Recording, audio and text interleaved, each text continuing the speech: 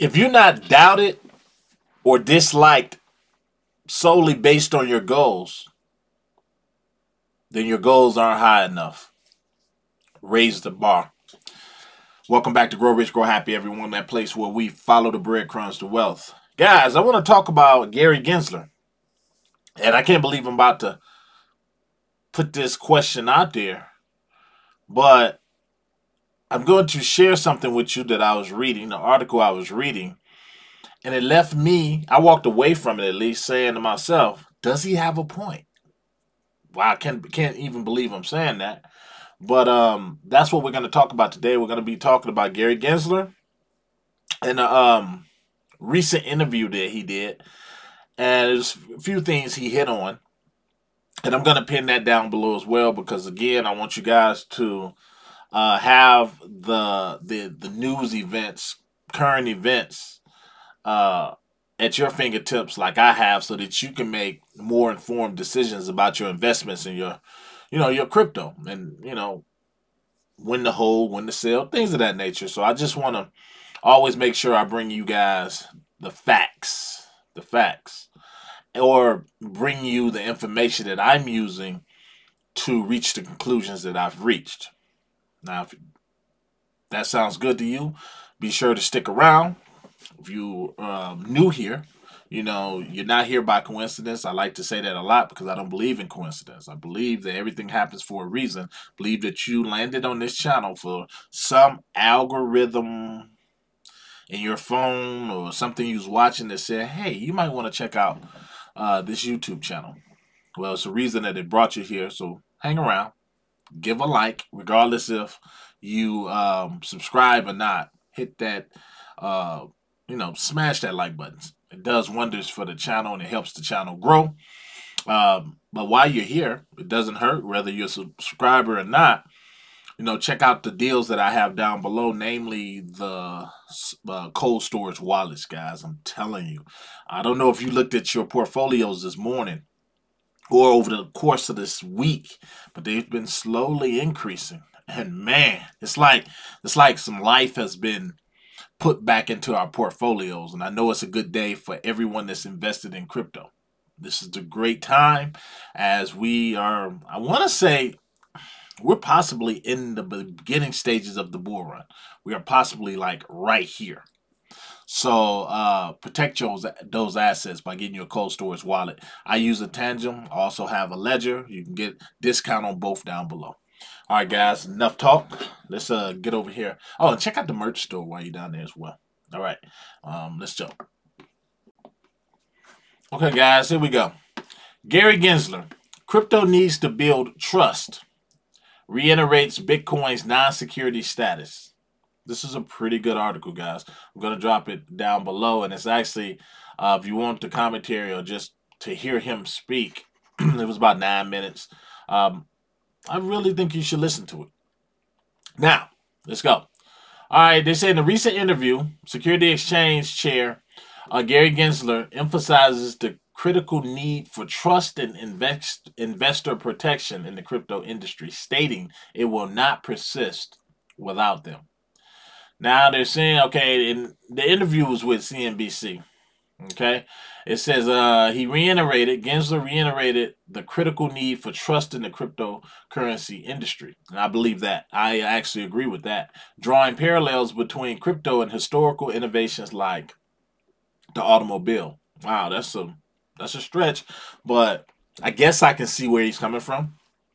He emphasized that innovation, while essential, can only flourish with trust and transparency by referencing the SEC's role as cops on the beat. He illustrated the importance of regulatory bodies in ensuring market safety. Now, unless you was a part of the last bull cycle, the last bull cycle, it was crazy. It was crazy. It was truly, and you'll hear people say this often, they're liking it to the Wild Wild West, where there was no law enforcement, so you can pretty much go and rob banks, and if you got away with it, you got away with it on your horse, and you just you and your posse galloped into the sunset, and you split the bag of gold or cash down the center, and then you went on and you robbed a stagecoach. Well, that's what it was like in cryptocurrency during that bull cycle. You could get in a crypto project, 2-3 meme tokens. Next thing you know, they do a rug pull, and you just gone. Your money just gone. Just like that. You either get out of crypto, get out of Dodge, or you get back on that horse and say, you know what? This time I'm going to be ready. Well, that's what it was like. And a lot of people got wrecked. So I do agree with that you do need some type of security measures and regulatory bodies in place.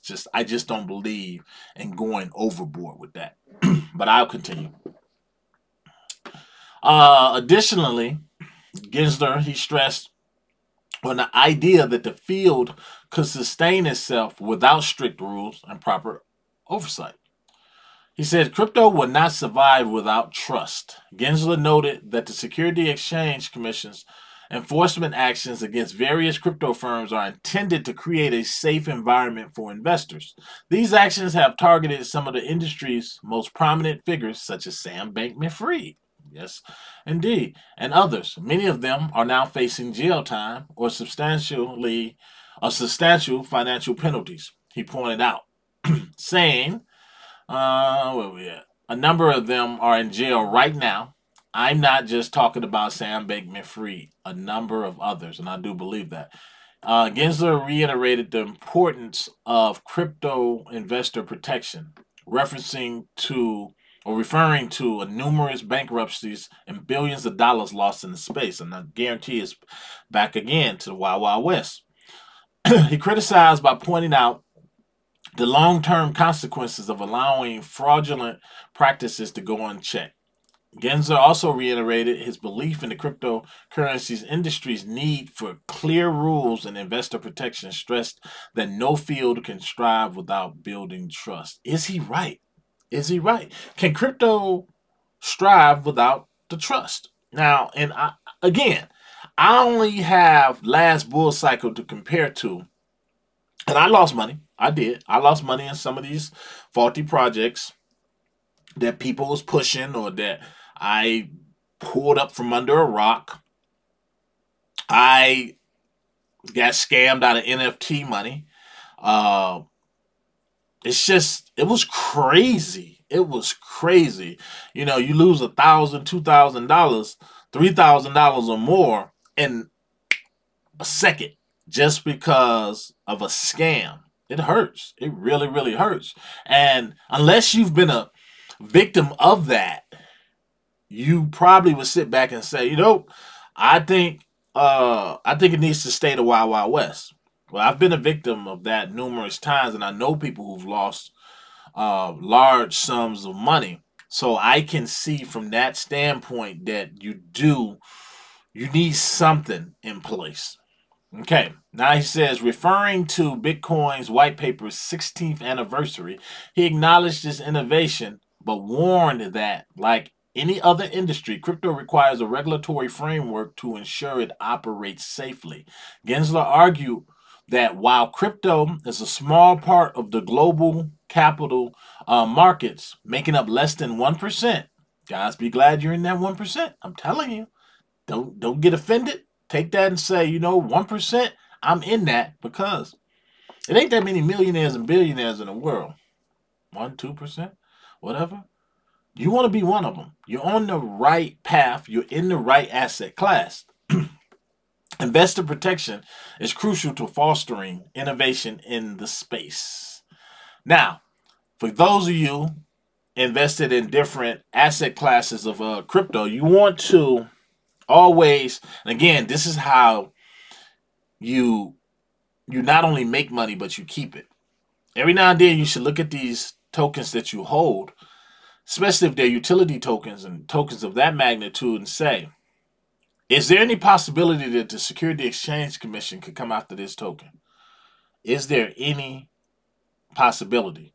And the best way to do that, as no one has a crypto ball, is to hold it up next to something that's without a doubt the SEC has deemed as not a security, and that would be Bitcoin. So here's how you would know, guys.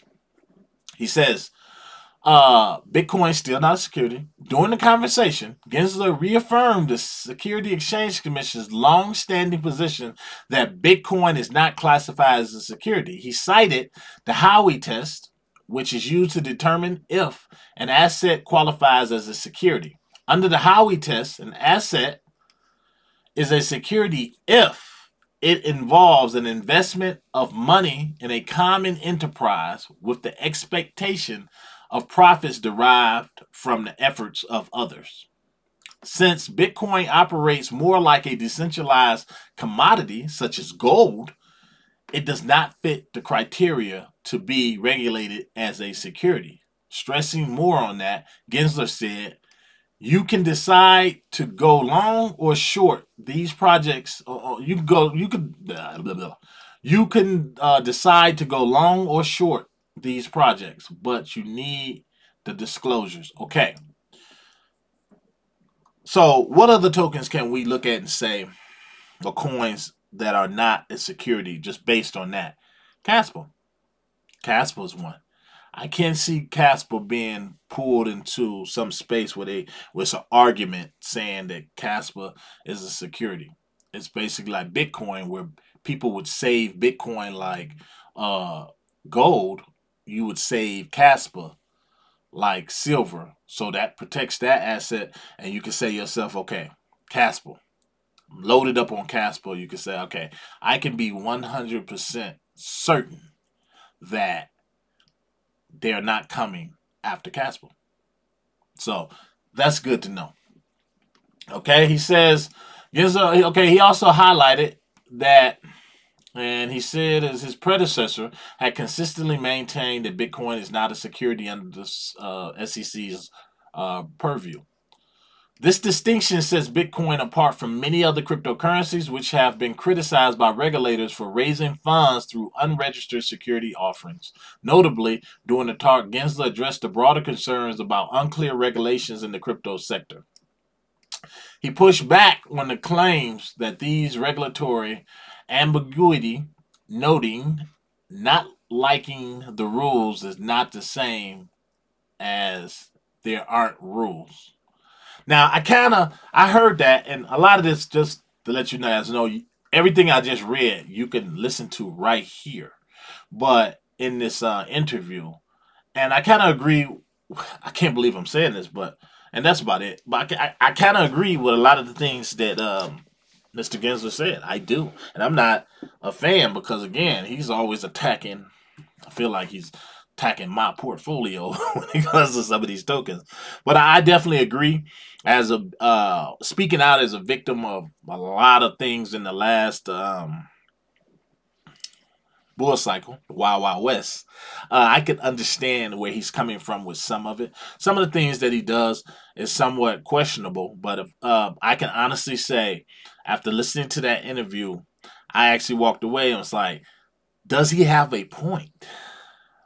Does he have a point on some of these things? And does he have a point? And I'm asking you guys too, after you check the article out or the video, does he have a point? Will crypto do much better once it is solidified as something that people can trust, that they can trust long term, that they can trust like they do a 401k, that they can trust without a doubt that this is not going to burn me. I'm not going to wake up one day and somebody done pull the rug from under it, a scammer of some sort, of some such, and now I got to go back to work, and I'm like 70 or 80 years old.